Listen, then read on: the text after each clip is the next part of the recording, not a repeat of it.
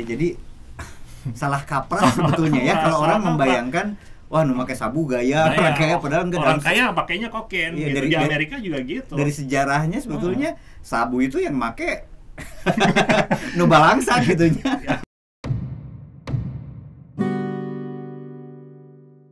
Teman-teman tadi Patri Handoyo udah sungkeman ke saya.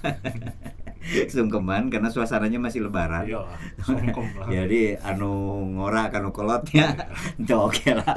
Gitu teh ngogenya. Pat sehat, Pat? Ya, alhamdulillah sehat. Ya, kawan-kawan Tri Rwanda nemenin teman-teman lagi, kawan-kawan lagi di sini. Sama Patri biasalah, jeung si Patri urang ngobrol ke naon deui si Pat, jeung si Patri ngobrolin kalau bukan narkoba. Da kabisana ngan eta nya. Kabisana eta. Asal teh ngobrol ke narkoba we terus bae lah, Pat. Enggak apa-apa, Pat. Karena gini, kawan-kawan kalau perhatikan aja pertengahan awal-awal Mei sebelum Lebaran tanggal berapa sih kemarin? Tanggal 3 ya, berarti setelah Lebaran ya. 8 Mei persisnya, 8 Mei 2022. Kalau teman-teman perhatiin ada pemberitaan. Sebetulnya ini hal yang biasalah mungkin kita semua bilang. Jadi di perairan di Merak, Pat, di Banten, itu ada berita Penyelundupan. Penyelundupan narkoba. Biasanya rasanya kita pernah bahas dalam episode sebelumnya kan, teman-teman, soal penyelundupan sabu waktu itu kan. Pangandaran ya. Pangandaran di beberapa tempat juga kan, di sekitar Anambas, di Kepulauan Riau dan seterusnya lah, ada beberapa yang pernah kita bahas juga. Dan kali ini terjadi di sekitar Selat Sunda lah ya, di Banten, Merak dan sekitarnya itu. Tapi yang menarik adalah ini kokain. Jadi angkatan laut nih, Pak, ceritanya angkatan laut lagi, kalau saya nggak salah baca beritanya tuh gini, lagi operasi pengamanan berkaitan sama Lebaran deh. Tapi nemuin 4 benda terapung gitu kan. Jadi kayak di film-film, teman-teman, kalau saya bayangin kayak di film-film. Ada 4 benda terapung, ya naon gitunya, mencurigakan, diambil lah gitu kan. Terus kemudian dibawa dan diteliti, ya mungkin kerjasama dengan banyak pihak ya, mungkin BNN atau apa. Karena kan TNI AL nggak ngurusin narkoba kan, Pat? Ya nggak sih? Iya, itu yang pengen gua tanyain sebenarnya. Jangan nanya ke gua, harus ada orang TNI AL lah. Tapi kan itu konteksnya lagi pengamanan Lebaran kali. Iya. Itu tentara kan? Iya. Terus ngapain ngurusin mudik gitu ya. Perang aja tentara. Tenang atuh. Kan itu bisa kita bahas di episode yang lain lah. Tapi intinya ketemu benda-benda di perairan tadi, diambil, kemudian mungkin kerjasama dengan banyak pihak yang kompeten, yang berkemampuan dalam meneliti itu, dan ternyata itu kokain. Jadi jumlahnya berapa? 179 kilogram atau berapa? 170-an kilogram. Kalau dikonversi balik lagi ke rupiah itu berapa ya? Saya lupa. Bentar. Itu menarik, Pak. Beberapa berita juga udah naikin itu sih, udah cukup lama. Tuh, triliunan juga, 1,25 triliun rupiah.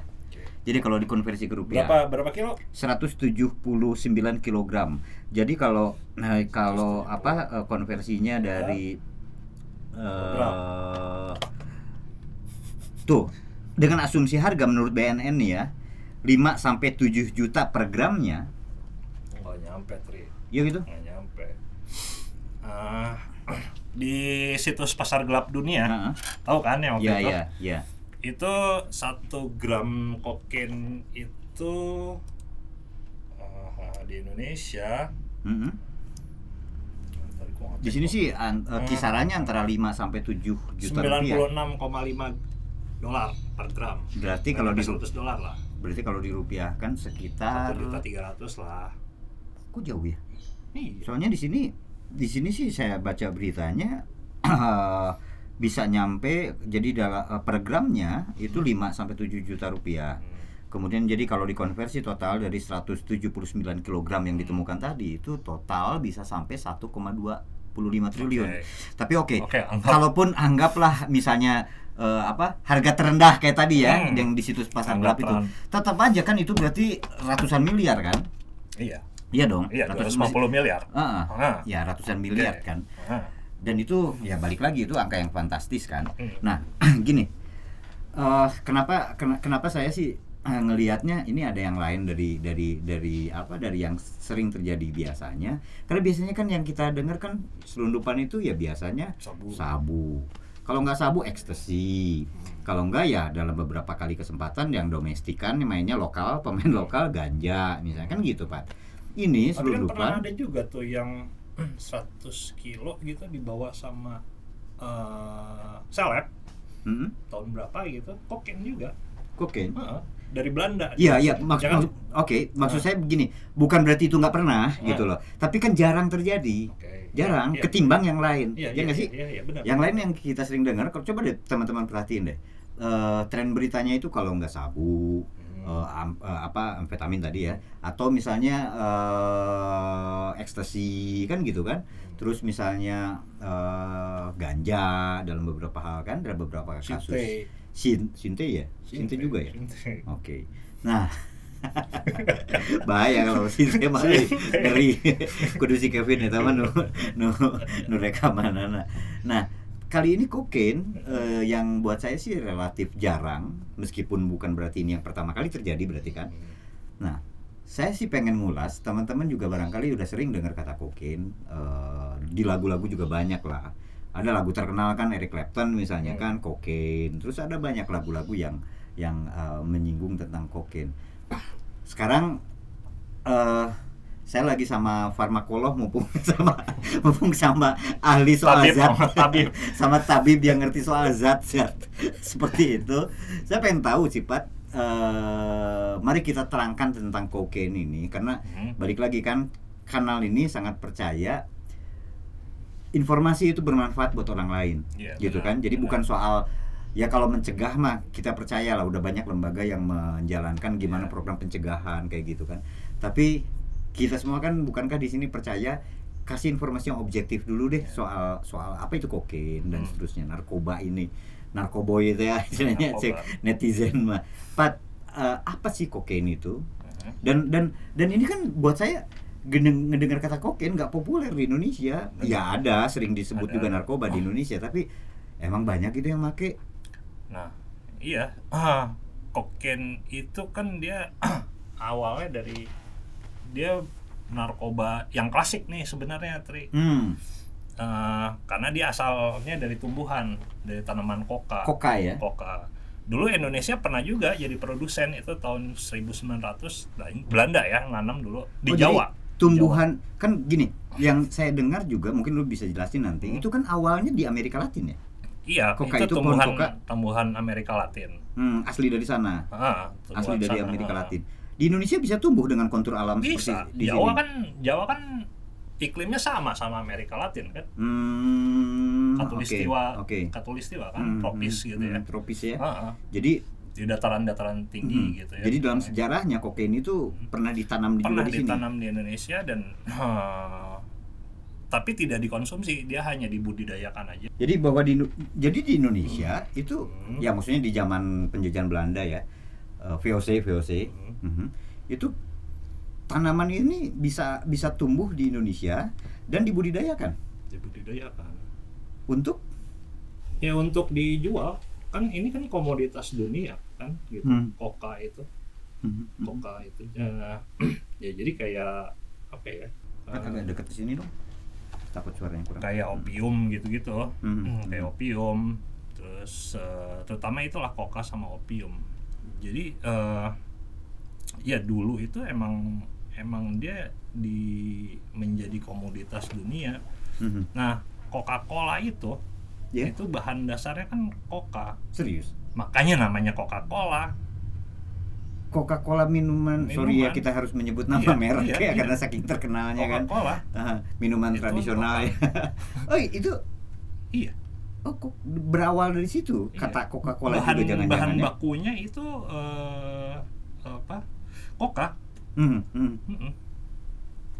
Oke, jadi bahan bakunya dari pohon koka, daun koka ya, dari daun kokanya ya.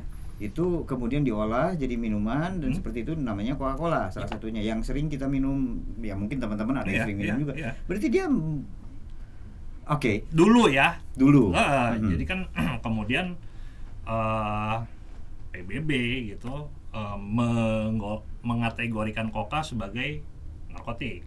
Zat Narkotika. terlarang lah. Ya diawasi dengan ketat lah ya. Dengan ketat. Untuk pengobatan itu bisa, tapi diawasi dengan ketat. Nah sekarang juga itu obat kan gini, si koka ini efeknya kebas, baal. Oh, baal. Ya. Kebal. Kebas, ya. Memati rasakan gitu kali ya. Mati rasa. Makanya sampai sekarang itu obat bius lokal kayak untuk gigi, operasi gigi itu sebagian ada yang pakai kokain ya. Setelah diolah kan berarti kan? Iya. Dari tanaman itu diolah jadi bagian dari pengobatan kan, Iya. gitu, dari obat-obatan. Nah, lalu yang dilarang tuh apanya sih? Yang dilarang berdasarkan undang-undang, peraturan-peraturan yang ada. Kalau konvensi PBB-nya sih dia untuk untuk pengobatan itu diawasi dengan ketat gitu. Tapi kemudian di Indonesia itu menjadi nggak bisa dipakai untuk pengobatan sama sekali gitu. Karena sama sekali hanya dilarang untuk ilmu aja. pengembangan ilmu pengetahuan dan teknologi aja. Dalam Undang-Undang 35 2009 itu kan golongan 1 ya. Iya. Golongan 1 kan. Artinya untuk pengobatan pun nggak bisa gitu kan. Nggak bisa. Kalau berdasarkan undang-undang Bisa. itu. Nah, dulu maksudnya kalau untuk ilmu pengetahuan dan teknologi itu pemanfaatannya gimana sih? Nah, Bukankah itu yang ilmu kedokteran juga kan ilmu pengetahuan gitu kan? itu yang tafsirnya emang kemudian ya udah ngelarang aja gitu. Ya, padahal sebetulnya ada celah di mana itu kan boleh dong untuk diteliti kan gitu. harusnya boleh untuk diteliti karena kan ya itu tadi buat ilmu pengetahuan dan teknologi harusnya bisa untuk penelitian. Nah dulu pernah nih kayak narkotika ya yang saya tahu kayak misalnya metadon deh. Apa sih lu yang tahu lagi selain narkotika? Metadon itu sebelum salurkan sama pemerintah ya, sama apotek puskesmas gitu. Itu awalnya lewat penelitian dulu gitu. Oke. Jadi Ya kan harus diteliti dulu lah. Metadonnya itu diimpor. Itu waktu itu dari Slovakia deh kalau nggak salah itunya metadonnya. Kemudian diimpor, diteliti, pilot project gitu lah ya. Ya gitu. Terus kemudian ada ya laporannya barulah disebar, diperluas gitu cakupannya, terus baru diproduksi sama Indonesia dalam bentuk ya produk namanya metadon. Iya, dan kemudian metadon itu masuk ke narkotika golongan 2. Bisa untuk pengobatan kan? Bisa untuk pengobatan. Bisa untuk pengobatan. Oke, dan metadon itu teman-teman mengingatkan lagi, ini banyak digunakan saat Indonesia mengalami kasus atau tren infeksi HIV yang sangat tinggi kan waktu itu kan. Infeksi HIV yang tinggi karena penggunaan narkoba suntik ya yang sharing berganti-gantian gitu kan, sehingga 2000-an tahun 2004 2005 ya Pak ya. 2006 udah mulai terasa kan ledakan kasus HIV dari penggunaan jarum suntik yang tidak steril tadi ya. Maka kemudian metadon itu jadi salah satu program substitusi kan. Orang yang asalnya nyuntik heroin pakai metadon, diminum sirup kan gitu ya. Yang lu sampein tadi. Jadi nggak ada risiko pertukaran darah kan di situ. Karena diminum oral. Nah, balik lagi ke kokain, Pak. Kokain itu sebetulnya yang biasa kan gini ya. Di film-film, di beberapa ini secara awam orang membayangkan kokain itu kan pasti ini narkoba gitu. Itu cara makainya gimana sih kalau di jalanan biasanya? Yang paling umum sih dihirup. Dihirup. Oke. Dihirup sama disuntik, dua metode itu. Makanya penyuntikan kokain juga pernah gitu, seperti yang tadi lu ceritain di Indonesia tahun 2005-an ya gitu. Itu mereka di tahun 90-an di Argentina sama Brazil itu terjadi ledakan HIV dari penyuntikan kokain dengan alat suntik bergantian. Jadi gitu. Di Indonesia mah heroin waktu itu alias putau ya. Di Argentina sebelumnya 1 dekade sebelumnya itu kokain yang banyak disuntikan. Bahkan gitu. Gini, kalau balik lagi ke farmakologinya, Itu efek kokain itu cenderung lebih cepat 30 menit gitu kali ya setelah penyuntikan. Iya. Jadi mereka langsung bereaksi gitu. Bukan. Hilang. Oh, hilang. Langsung drop gitu. drop. Sadar deui gitu. Sadar. Ya hilang lah ya. Kalau Puto kan bisa 4 jaman ya. Jadi terame atunya 70 menit guys. Nah, makanya kemudian itu terjadi penularan HIV yang skalanya luas di kalangan penyuntik kokain di Brazil sama Argentina, karena itu mereka bisa sehari nyuntik. Oh, oke. Frekuensinya jadi sering ya. Lebih sering. Karena bentar langsung udah terus turun kan lagi. Alat suntik itu kan dia kalau itu kan harusnya cuma sekali pakai ya. Iya. Kalau 3 kali steril pakai, kan harusnya. Kalau 3 kali pakai itu udah tumpul jarumnya. Gitu. Jarumnya Karena bisa tumpul. udah sering digunakan ya. Jadi ya harus ganti lagi gitu. Boleh jadi dia kemudian minjem punya temennya atau gimana gitu. Iya. Oh gitu ya. Jadi ini menarik ya. Jadi teman-teman ada fenomena yang terus terang kalau saya sih baru mendengar ya. Jadi rupanya di tahun 90-an di negara besar di Amerika Latin kayak Brazil dan Argentina, ledakan HIV lebih terjadi karena ledakan kasus ya. Kasus HIV itu terjadi karena penyuntikan kokain ya.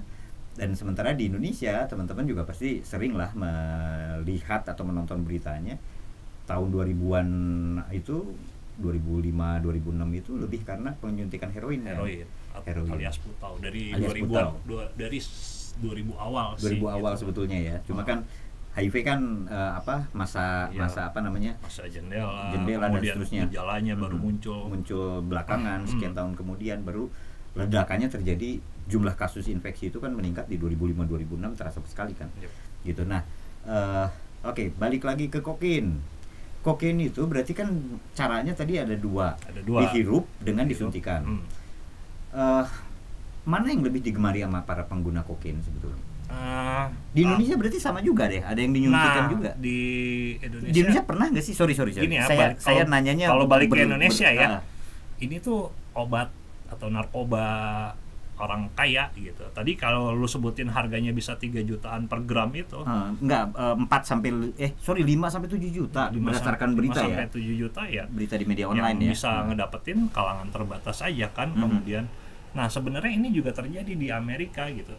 Jadi kokain itu emang kalangan yang di Amerika Serikat terutama ya gitu. Kalau di Kolombia sih ya bisa di Amerika Serikat itu kalangan kaya gitu. Maka kemudian muncul narkoba turunannya itu kokain dicampur baking soda, namanya crack. Pernah dengar? Crack. Nah, crack itu kokain. Oh, crack itu jadi bukan kokain yang murni, bukan ya? Crack itu ya. Kirain gitu. Nama lain dari kokain gitu. Enggak. Campuran. Jadi lebih banyak soda. Itu yang buat orang kisminnya. Yang di bawah itulah. Yang lebih kismin lagi, makanya sabu gitu. Sekarang yang metamfetamin. Oke, jadi karena kokain itu nggak bisa terbeli ibaratnya, maka orang bikin crack. Pasar menengah bawah itu pakai untuk disediakan namanya crack gitu kan, sama bandar-bandar ini kan. Nah, yang lebih crack juga kan tadi cuma kokain aja 30 menit, crack bisa paling 15 menit gitu kali ya. Berarti frekuensi kalau lebih dia nyuntik bakal lebih sering lagi. Tapi yang lebih belangsak lagi akhirnya pakai sabu. Lagi sabu. Nah, kan sabu juga. Tapi kan sabu di Indonesia. Tapi kan sabu di Indonesia kesannya high class banget.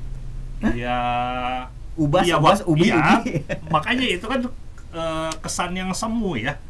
Karena kan sabu ini sintetis buatan. Artinya dia nggak butuh tanaman gitu ya. Dia pakai bahkan kayak bahan bakunya tuh bahan baku untuk kosmetik, bahan bangunan, aseton gitu-gitu, thinner dimasukin juga di situ gitu-gitu. Oke, jadi salah kaprah sebetulnya ya kalau orang membayangkan wah nu pakai sabu gaya orang kaya, padahal enggak. Orang kaya pakainya kokain gitu. Di Amerika juga gitu. Dari sejarahnya sebetulnya sabu itu yang make nu balangsa gitunya. Oke. Makanya kan lebih gampang tersedia lah karena sabu bisa di dibuat Amerika maupun di Indonesia. Karena bisa dibuat dan itu sintetis, bukan dari tanaman alam kan gitu ya. Seperti bedanya dengan koka. Nah, koka ini di Indonesia pernah marak nggak sih penggunaannya? Kokain. Kokain, sorry. Kokain nggak ya itu karena harganya mahal itu kan, dia hanya kalangan terbatas gitu. Jadi mungkin import ya kebanyakan dulu juga ya. Pastilah import. Pasti dari luar. Heroin ya? aja import. Karena berarti kan ada sejarah yang terputus tuh gini. Pada zaman Hindia Belanda seperti kata lu bilang tadi, itu kan sempat bahkan tanamannya tumbuh di Indonesia, bahkan dijadikan komoditas untuk perdagangan kan, bahkan ada yang diekspor sempat gitu. mengungguli, ya pokoknya jadi bahan ekspor andalan lah ya. Ekspor andalan lah ya, zaman VOC waktu itu ya. Nah tapi kemudian mungkin ada yang terputus itu setelah dilarang kali ya, atau Jepang masuk kan, kemudian diberantasin, termasuk rumah-rumah candu di Jawa kan. Masa kolonial berubah ya dari yang namanya VOC Hindia Belanda, kemudian masuklah Belanda dulu dong. VOC kan bangkrut. VOC bangkrut, pemerintah Belanda, maka kemudian Jepang masuk. Pada saat itulah dibabat semua kan? Tumpas semua, termasuk rumah-rumah opium, rumah candu yang ntar kita bahas soal opium. Saya tertarik juga nih. Selintas saja. Terus pada saat Jepang sudah bisa Jepang ya. Jadi pada saat Jepang itu berkuasa itu hilang nih. Iya. Nah kemudian kan tidak terpikir lagi ada upaya untuk membudidayakan kokain kan, berarti kan koka itu ya. Jadi sampai sekarang pun sebetulnya kan sangat jarang lah Pat. Gue sih jujur aja sangat jarang kalau denger ada orang yang nanam ganja gitu ya. Nanam itu kan sering ya dengar. Tapi ada orang di Indonesia nanam kokain padahal kita pernah subur di sini. Oke. Berarti pada zaman Jepang itu hilang. Pada zaman Jepang. Pada zaman Jepang ya. Zaman Jepang ya. Itu hilang ya. Oke. Nah, kemudian tahun berapa yang lu ingat di Indonesia itu pernah penggunaan koka cukup ramai? Kokain, sorry. Nggak pernah rame. Nggak pernah rame malah ya. Jadi ya begitu, ada yang masukin ke sini lah. Cuma ya nggak banyak. Ya selundupan tadi kan. Cuma nggak sampai yang kayak ditemuin tentara itu. 179 kg nggak sampai segitunya ya yang lu amatin ya. Nah, memang sih teman-teman kalau perhatikan juga pemberitaannya, kemudian saya sempat memperhatikan juga Pak diskusi-diskusi lah ya soal itu di televisi, di beberapa media online, juga di surat kabar misalnya, atau bahkan radio ada yang pernah mengupas soal kokain ini juga. Jadi ya diduga ini jadi transit aja, karena katanya itu diduga akan diambil untuk ke Australia, karena di Australia katanya pengguna kokain cukup banyak katanya. Ya saya nggak tahu ya. Itu kan sama kayak yang ini Kang, yang sabu. Sabu yang lu bilang orang Timur Tengah. Oh iya, oke. Itu di Pangandaran, di pantai Pangandaran. Ngapain nyelundupin sabu? Orang di sini juga udah bisa bikin sabu. Bisa bikin ya. Ya jadi memang ada dugaan nantinya tuh main di koordinat Pak. Iya. Koordinat kan. Jadi misalnya ditaruh di koordinat sekian gitu kan. Nanti yang ngambil, yang ngedrop di situ nggak perlu ketemu kan? Nggak perlu. Yang ngambil di situ gaya-gaya sindikat lah ya, gaya-gaya sindikat seperti dalam film-film kalau saya bayangin Pak. Taruh di mana, koordinatnya sekian, ketahuan sama yang pengamanan mudik lebaran. Kan menarik nih katanya. Tentara deh Pak. Jadi ya oke. Cuma terlepas dari, ya saya sih tahu aneh juga ya kalau narkoba diberantas atau bukan diberantas, ditanganin sama tentara, TNI kan ganjil sebetulnya. Tapi ya kan gini lah, iya mumpung ayah barang terlarang ternyata, kan apa salahnya gitu loh. Ya sih, oke. Cuma ya katanya sih itu bakal selundupkan, diduga akan ke Australia. Nah tapi ngomongin kokain tuh menarik Tri sebenarnya.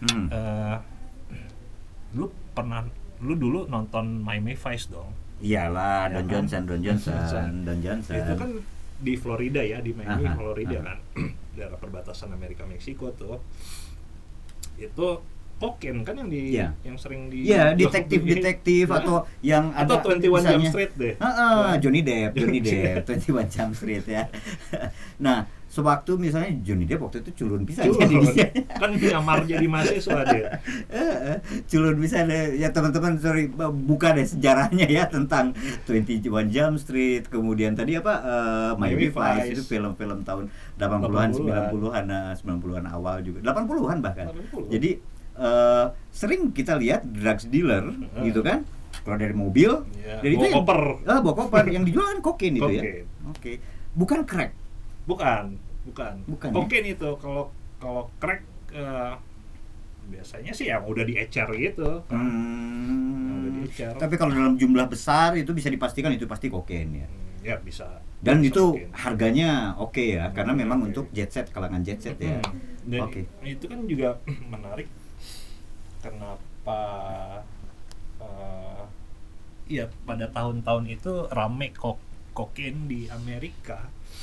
Itu kan juga untuk ini, untuk jadi ini teori konspirasi sih masuknya. Cuma ini udah diakui kok sama CIA gitu ya. Jadi pemerintahan Nicaragua itu ya biasalah, Amerika kan suka hengki-pengki nih ke negara-negara Amerika Latin kan. Salah satunya Nicaragua dulu ada namanya Sandinista gitu. Ya. Sandinista, kemudian Amerika itu ngebiayain pemberontakan Kontras. Kontras sama Sandinista nih diperangin. Untuk ngebiayain pemberontakan Kontras itu CIA menjual ngimpor kokain dari Kolombia sama itu barter sama senjata Pablo itu Escobar kan? juga iya, sama jadi ngimpor kokain ke Florida itu. Makanya Miami Vice kan ramai itu waktu itu. Kokain di Amerika ramai ya karena itu juga. Gitu, diimpor ke Amerika, hasil itunya dibeliin senjata untuk pemberontakan Kontras di Nicaragua. Ya, jadi kan dari perniagaan itu lahir duit, dan duit itu untuk membeli senjata kan. Untuk kudeta kan sebetulnya. Untuk kan? Kudeta kan. Sandinista ya waktu itu. Dan itu itu di Kolombia ya? Itu di Nicaragua. Nicaragua. Tapi yang bermain ya lintas negara juga. Pablo Escobar kan juga masuk tuh. Iya, itu kan Kolombia kan. Noriega, Panama. El Salvador. El Salvador bukannya ada kasus yang ada ya juga kan? Iya kan, ya biasa lah Amerika, kayak misalnya Saddam Hussein aja dianggap diktator gitu. Iya nggak? Hengki-pengki di sono, Afghanistan, ya kan? Iyalah. Sampai ISIS juga kan. Iya, Amerika juga gitu. Dan ya terlepas dari soal kokain yang lagi kita bahas ya, sampai hari ini kan sebetulnya juga orang masih banyak yang bertanya-tanya ya, nggak tahu lah ini teori konspirasi atau apa soal Saddam Hussein itu apakah senjata kimia itu ditemukan atau tidak kan? Ya teman-teman bisa deh, ini jadi kemana-mana sorry ya, tapi nggak apa-apa lah. Emang gini loh, kalau kita ngomongin Miami Vice, kenapa kemudian kokain rame di Florida waktu itu? Ya itu tempat. Ada film American Made, Tom Cruise yang main. American Made yang pilot kan? Iya, pilot. Itu true story ya, inspired. True story kan? Itu kan jadi kokain dibawa dari Kolombia, dari kartel Medellin gitu ya. Dari Kolombia itu kan? Dari Kolombia, itu dijatuhinnya sama si pilot itu kan di daerah Florida kan. Dan di situ kan Tom Cruise yang jadi si pilotnya kan, dengan gaya Hollywood, tapi itu kan setidaknya gambaran yang terjadi ya. Mudah-mudahan seperti itu memang terjadi kan, dan itu faktual kan. Jadi ya memang menarik ya kalau bicara tentang, tapi kemudian Amerika kan bilang war on drugs gitu kan. Amerika perangin semua di mana-mana, sampai kemudian teman-teman boleh deh baca satu artikel di website Rumah Cemara, ada judulnya yang soal fenomena ganja di Nepal ya, tulisan lu ya Pat ya. Tulisan lu soal ganja di Nepal itu sebetulnya itu pula yang jangan-jangan terjadi di banyak tempat dengan jenis narkotika yang lain. Akibat ya itu war on drugs itu. Sebetulnya kan Nepal sendiri pernah membudidayakan itu, pernah sejahtera lah katakan aja dengan ganja, tapi gara-gara ya perang narkoba itu ya dari negara yang hengki-pengki tadi ya. Maka kemudian amburadul juga dan saya nggak tahu nih teman-teman kalau perhatikan juga advokasi kebijakan terutama ya untuk soal ganja medis, kalau konteksnya ganja itu kan lagi terus diperjuangkan sama teman-teman lah ya, teman-teman termasuk Rumah Cemara, ada beberapa komunitas yang lain juga, lembaga-lembaga lain. Oke Pat, terakhir Pat, soal kokain ini apa sih yang paling menarik? Apakah kokain sebelum ini bagian-bagian terakhir ya, kokain itu tingkat kecanduannya seperti apa? Tingkat kecanduan ada nggak di sini? Dia cukup tinggi ya gitu. Cukup tinggi ketimbang heroin? Ya hampir-hampir tipis, beda-beda lah ya, beda-beda tipis gitu maksudnya. Berarti ya 11-12 lah ya. Iya, karena dia ya cukup sangat membuat ketagihan juga. Karena kan itu tadi